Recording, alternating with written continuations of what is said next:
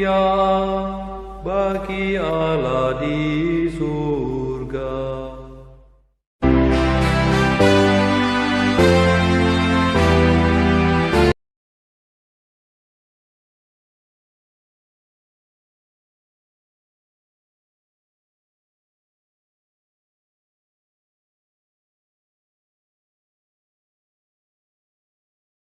Yaitu tentang bulan kitab suci nasional tadi, karena kita kan mau menjelang bulan kitab suci nih, dalam bulan 9 ini, Pastor. Lalu, mengapa ada bulan kitab suci itu? Gereja Katolik Indonesia sangat sadar, terutama itu melalui konferensi Wali Gereja Indonesia yang dulu disebut dengan MAWI, Majelis Wali Gereja Indonesia, sangat sadar bahwa perlu ada upaya untuk mengakrabkan kitab suci kepada umat. Kesadaran ini bertolak dari situasi di masa lalu di mana kitab suci belum terlalu akrab dengan umat, apalagi diinspirasi oleh dokumen Konsili Vatikan kedua, yakni Dei Verbum, secara khusus Dei Verbum nomor 22, di mana dikatakan agar dibuka jalan masuk, pintu masuk lebar-lebar menuju kitab suci bagi umat beriman. Lalu kemudian juga dalam Dei Verbum nomor 25, di situ gereja mengajak seluruh umat beriman untuk tekun membaca kitab suci.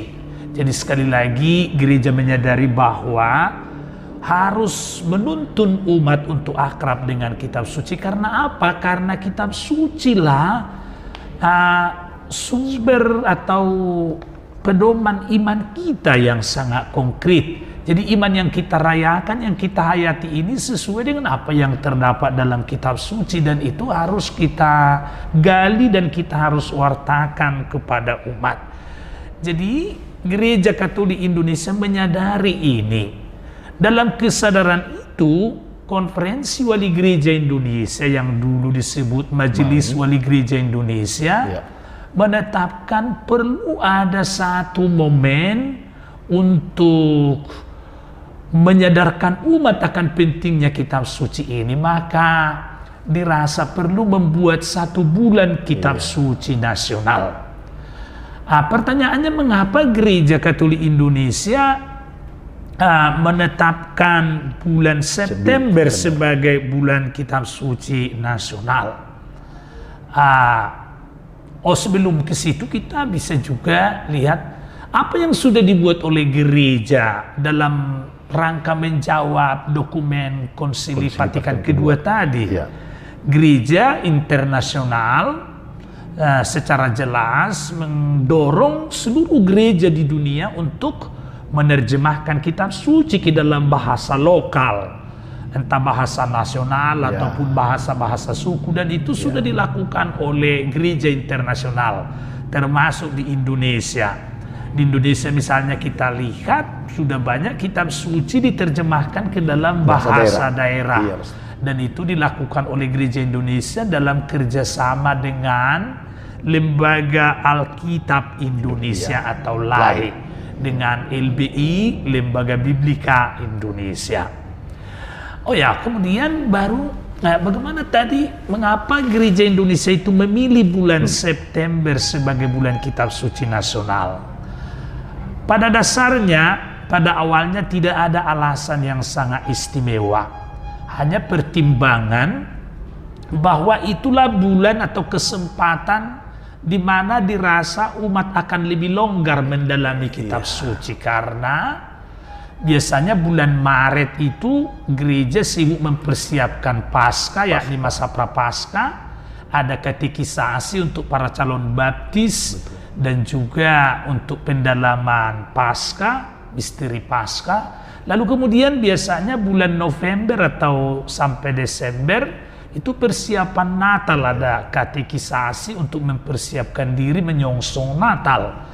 Maka dirasa dipilihlah waktu yang cocok antara ini, yakni bulan September. Kalau dilihat dari segi pembagian waktu memang Juli Agustus, tetapi di Indonesia itu bulan Juli Agustus itu masa libur dan permulaan kuliah. Betul. Dirasa umat itu agak tidak banyak memiliki waktu untuk duduk tenang. Berkumpul, iya. Lalu akhirnya ditetapkanlah, dilihat bulan September sebagai waktu yang cocok. Lalu kemudian dalam perjalanan waktu direfleksikan bahwa bulan itu makin cocok karena pada tanggal 30 September gereja mengenang, memperingati Santo Hieronymus, seorang tokoh penting dalam studi kitab suci, yakni seorang ahli yang menerjemahkan kitab suci dari bahasa asli dan kemudian ke dalam bahasa Latin.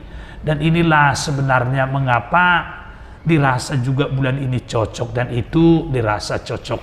Kita tahu bahwa Santo Hieronymus, dia seorang tokoh yang sampai membuat sebuah adagium.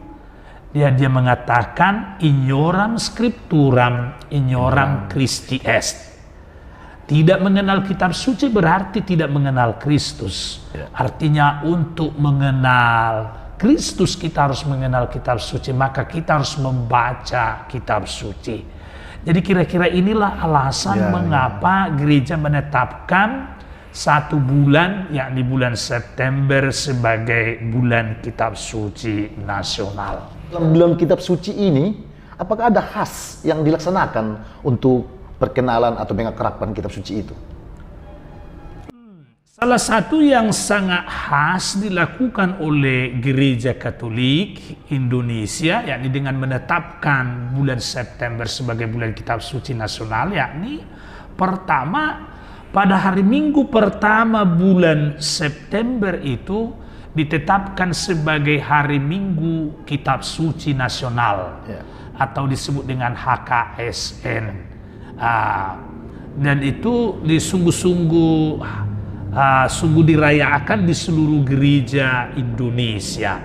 Lalu kemudian untuk itu Lembaga Biblika Indonesia menentukan bacaan untuk bacaan minggu, dan termasuk juga mempersiapkan tata perayaan yang akan digunakan di seluruh gereja Indonesia. Lalu selain itu pada bulan September itu gereja melalui Lembaga Biblika Indonesia menentukan satu tema untuk didalami setiap bulan itu. Jadi untuk September 2021 ini misalnya ada satu tema, dan tema itu didalami lagi melalui sub-sub tema dalam setiap pekan, artinya untuk 4 pekan. Itulah yang sangat khas dalam perayaan atau dalam menggunakan kesempatan mengisi bulan kitab suci nasional. Tetapi selain itu kita juga bisa secara kreatif mengisinya, misalnya dengan lomba baca kitab suci, bisa juga mengadakan kuis kitab suci, bisa juga dengan mengadakan lomba khotbah yang berdasar pada kitab suci, atau bisa juga dengan berbagai cara mencari kata-kata dalam kitab suci. Itu bisa dilakukan dalam berbagai tingkat, mulai dari TK, SD, SMP, sampai SMA untuk anak sekolah atau untuk level dewasa. Bisa juga dilakukan dengan cara mewarnai gambar berdasarkan kitab suci. Itu contoh-contoh yang bisa dilakukan. Terima kasih, Pastor.